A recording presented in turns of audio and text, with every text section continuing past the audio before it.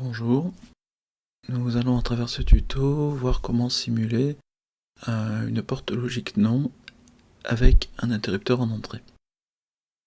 Donc la simulation se fait à l'aide du logiciel Tinkercad en ligne. Donc connectez-vous et ensuite allez sur la partie créer à droite et choisissez circuit.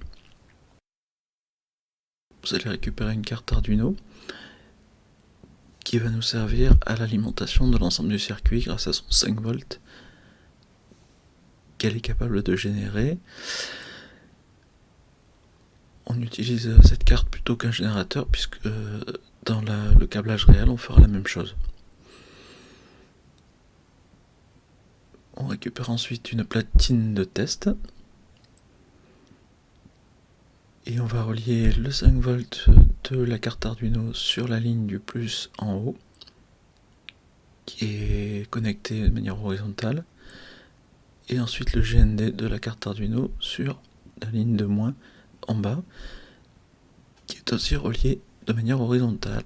On met les câbles en noir et en rouge pour une meilleure lisibilité du plus et du moins. On va ensuite chercher la porte logique qui nous intéresse, ici une porte non. Pour cela, je dois changer les composants et aller dans la bibliothèque tout, afin de récupérer la porte logique qui est tout en bas. La porte logique non, c'est celle qui est à droite, inverseur sextuple.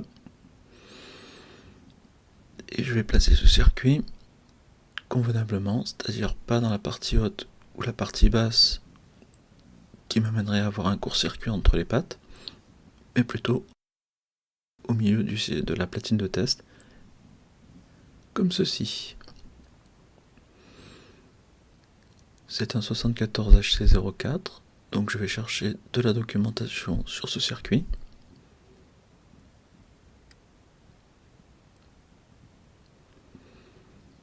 Je récupère le schéma interne. Et je peux voir que les broches qui m'intéressent sont ici, la 1 et la 2 pour une entrée et une sortie, la 14 pour le VCC et le 7, la patte 7 pour le GND. Je retourne dans Tinkercad, je connecte mon VCC au plus 5 volts,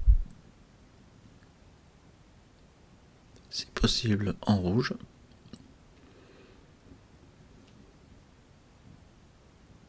Et ensuite mon GND en noir sur la broche numéro 7.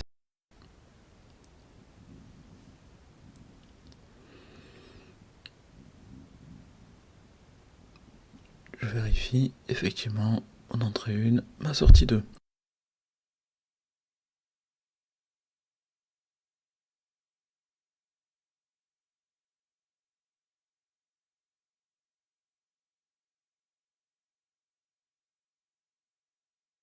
Alors je vais d'abord placer en entrée un interrupteur à glissière.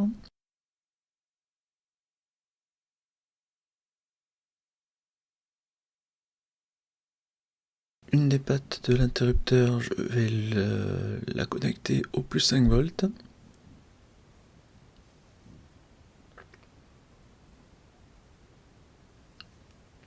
Comme ceci. En rouge aussi. Et le commun de l'interrupteur, je vais le connecter en entrée de mon circuit intégré sur la broche 1 donc.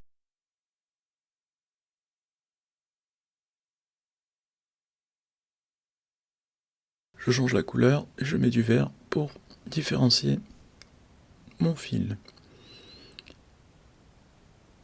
Ensuite, je vais rajouter une résistance de tirage pour fixer mon potentiel à la masse lorsque l'interrupteur n'est pas connecté au plus 5 volts. Donc une résistance de 1 kg connectée à la masse et au commun de l'interrupteur.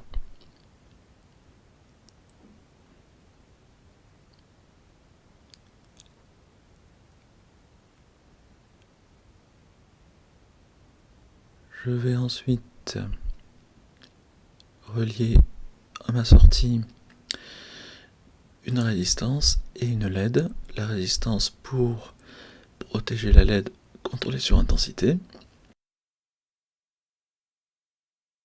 et aussi pour ajuster mon éclairage de la LED. Je garde une résistance de 1 kg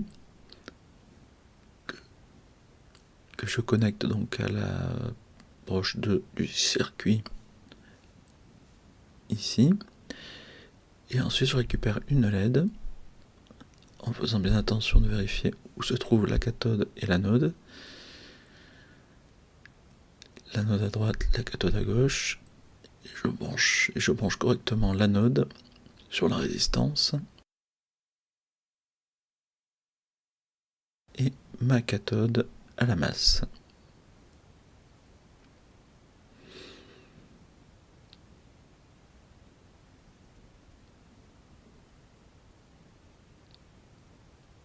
Avec un fil noir.